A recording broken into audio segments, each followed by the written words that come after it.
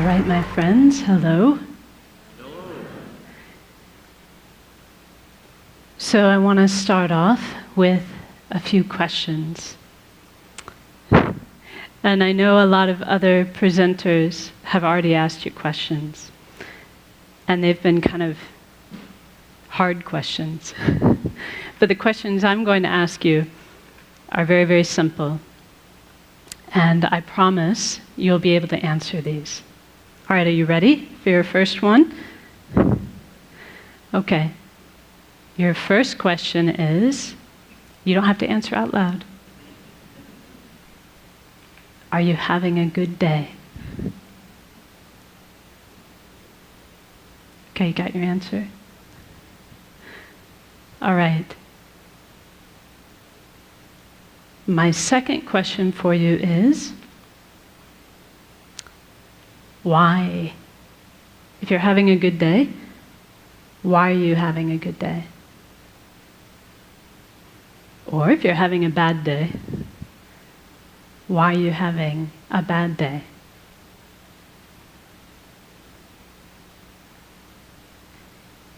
So I have one more question for you. This should be the easiest one of all. My last question is, tomorrow, would you rather have a good day?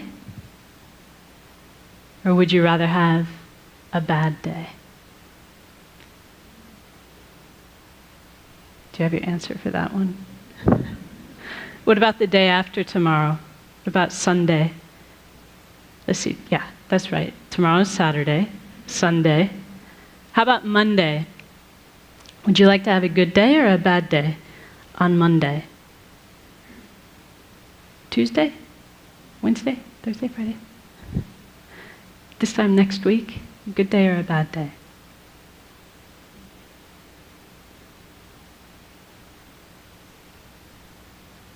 So that last question, like I said, is probably the easiest one for us to answer. Because we know the answer to that, don't we? We want to have a good day, every day. Did anyone in the room answer, yes, I want to have a bad day on Monday? Of course not. We all want to have a good day, every day.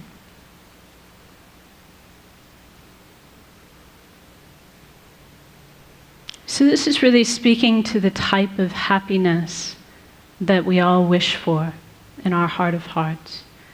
We have a good day when we are happy. And we want to be happy every day. There's never a day when we don't want to be happy. But whether or not we have good days or bad days really depends upon how we answered the second question. Do you remember the second question? What was the second question? Why? Why am I having a good day? Why am I having a bad day? So one thing that my teacher says, his name is Geshe Kelsang Gyatso, and he says that much of the time our mind is like a balloon in the wind, blown here and there by external circumstances. Do you know that feeling? He says when things are going well, when they're going our way, we feel happy. But then if something goes wrong, for example, he says if we're forced to work with a colleague that we dislike, but I'm sure none of you have colleagues you dislike, right?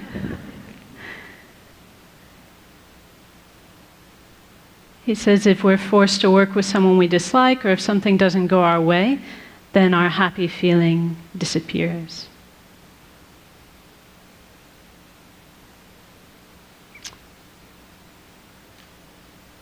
So as long as our answer to the question, why am I having a good day, or why am I having a bad day? Because, this is a question people ask us, like maybe when you get home today. someone will go, well, so how was that TED thing? Did you have a good day? And we'll say, yeah, I did. There was this lady, and she talked to us about how we need to be about compassionate towards former inmates, and there was this performer who did this awesome beatboxing thing with his mouth, and this person and that person. As long as our reasons for why we had a good day are a list of external conditions, then we're not going to have the stable happiness that we all want. Does that make sense to you?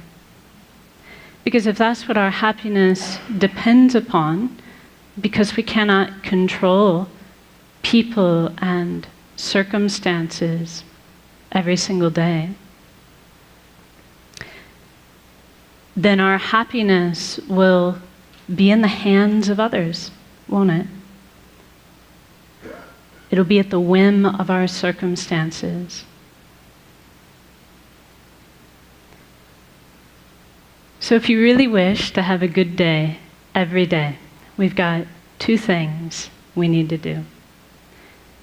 So the first thing that we need to do is we need to stop outsourcing our happiness and outsourcing our unhappiness onto people and circumstances. In other words, we need to stop attributing our happiness to what's going on externally.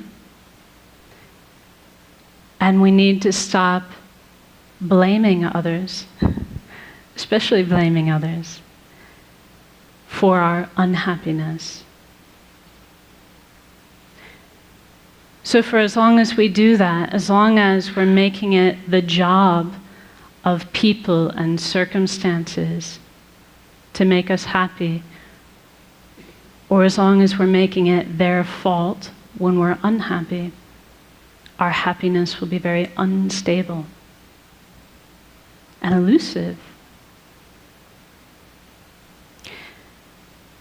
Our second job is to actively cultivate a source of peace and a source of happiness coming from inside our own mind.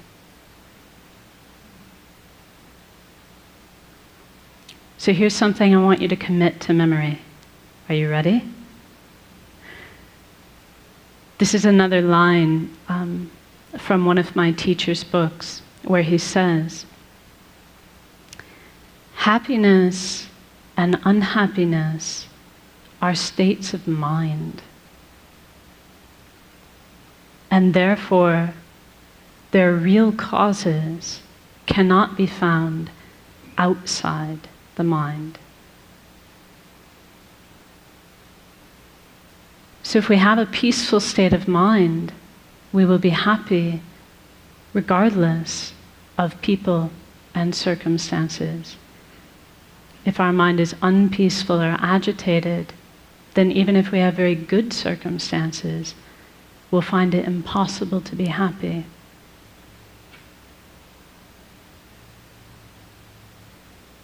So in other words,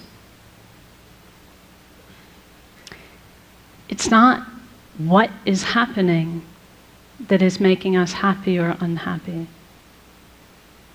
It is how we are responding to those things that determines whether we are happy or unhappy. It is what our state of mind is like that determines our happiness or our unhappiness. So how are we going to do this? So we can all understand this. Like intellectually, it's not rocket science, is it? It's not hard to understand. And maybe to a certain extent, as I tell you these things, you're like, yeah, I knew that already. I knew that already. But how do we actually do it? How do we actually cultivate this stable peace of mind that we can rely upon regardless of the external circumstances? So this is really where meditation comes into play. And I would say I would need a whole other TED Talk, hint, hint, in order to really do the subject of meditation justice. But for our purposes today, we can say that meditation is a mental action. It's the mental action of concentrating on a peaceful, positive state of mind. If we do that, if we concentrate on a peaceful, positive state of mind, then we can say we're meditating. Whether that's like this, right? See, actually, you don't know if I'm meditating or not, because I could be thinking about my grocery list.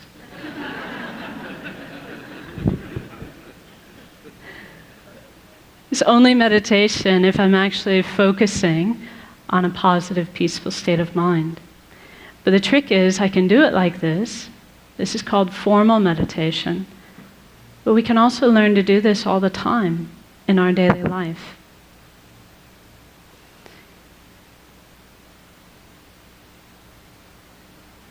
So see, here's a perfect opportunity.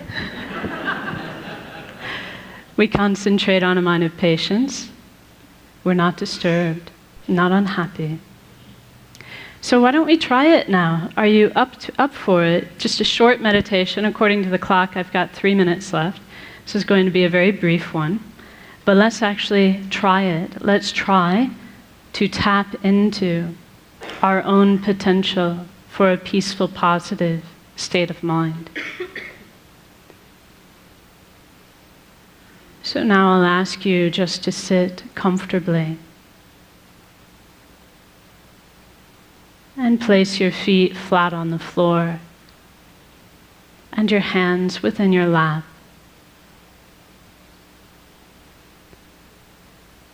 And then you can lightly close your eyes and become aware of the sensation of your breath at the tip of your nose.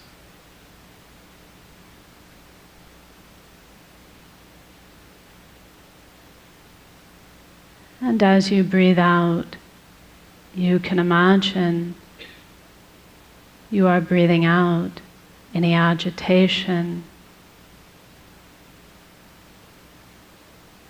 any mental busyness, any frustration or unhappiness in your life. Breathing it all out like dark smoke.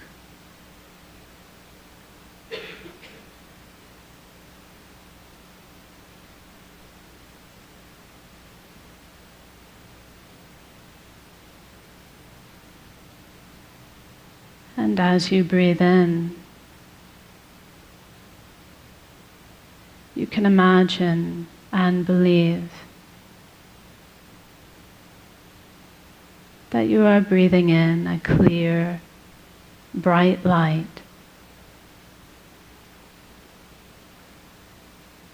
which is the very nature of inner peace.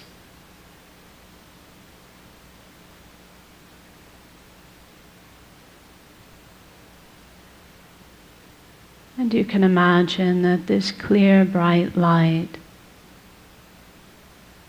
fills your entire body and mind.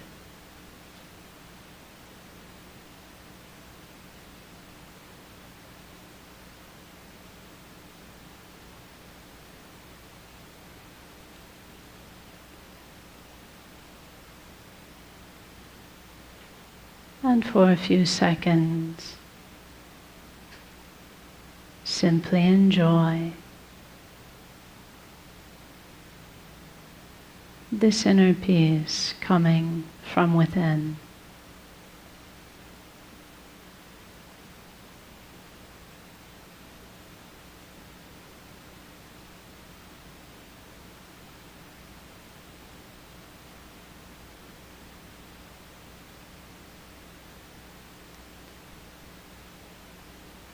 And now as we finish, just be determined to bring this inner peace with you into the rest of your day to benefit yourself and others. So now we rise from meditation. Thank you very much.